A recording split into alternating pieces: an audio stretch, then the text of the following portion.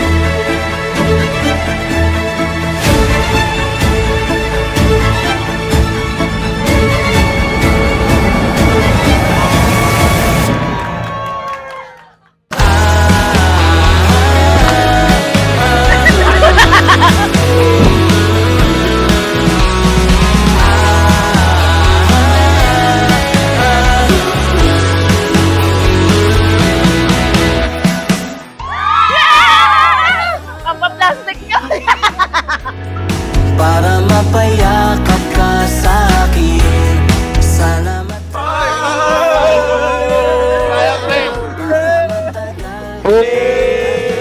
Iniisip kita, kumikis ka pang aking mata.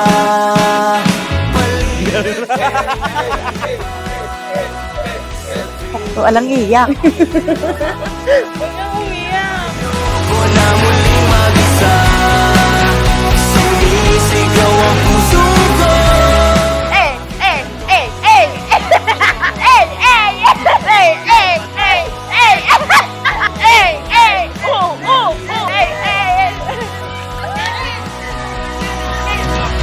Unti-unti na akong nahulog. Pwede bang saluhin mo naman ako? Unti-unti na akong nahulog. Pwede bang saluhin mo naman ako? Unti-unti na akong nahulog. Pwede bang saluhin mo naman ako?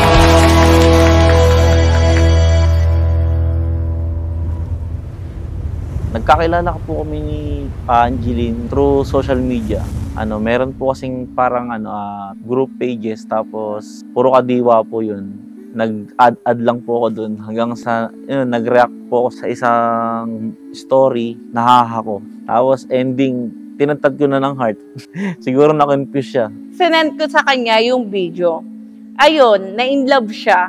Nagandahan siya dun sa sa video na kasi sinend ko sa kanya yung may audio. Tayo ay babalik sa simula. Itinatagubilin sa lalaking ikinakasal ang ganito. Mga lalaki, ibigin ninyo ang inyong asawa at huwag kayong maging mapait sa kanila. Ating unang pahina. Pumasok ka na sa bagong yugto ng buhay mo. Sana maging mabuti kang asawa kay Angie, tsaka lahat ng problemang kakaharapin nyo, hindi naman maiiwasan. Pagsumikapan yung maresolba ng maayos. Maging mabuti kang asawa sa kanya. Lahat, gagampalan mo na ngayon. Tiis-tiis lang, ganun lang yan. Kaya mo yan. Congratulations. May kapal ang siyang mayakda. Anak, ngayon, magkaasawa ka na. behave, magpakabait, mahalin mo yung asawa mo. Walang mga matinudo.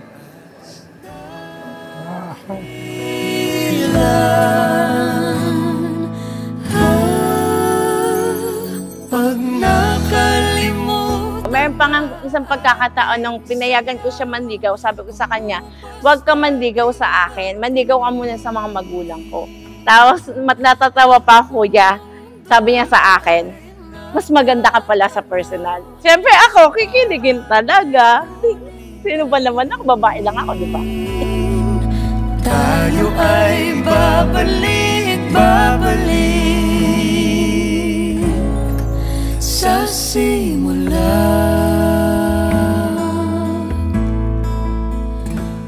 Message ko sa kanya, alagaan niya rin yung kalusugan niya. Siyempre, hindi naman na kami bata, nagkakaedad din kami. Kailangan din minsan na, kumbaga, bawal na pala sa kanya, tapos nakakain namin. Maging maingat sa sarili, ganyan. Mahal, gusto ko lang sabihin na, ito na, yung inaantay natin na pagkakataon. Kumbaga, sobrang imposible, pero naging posible.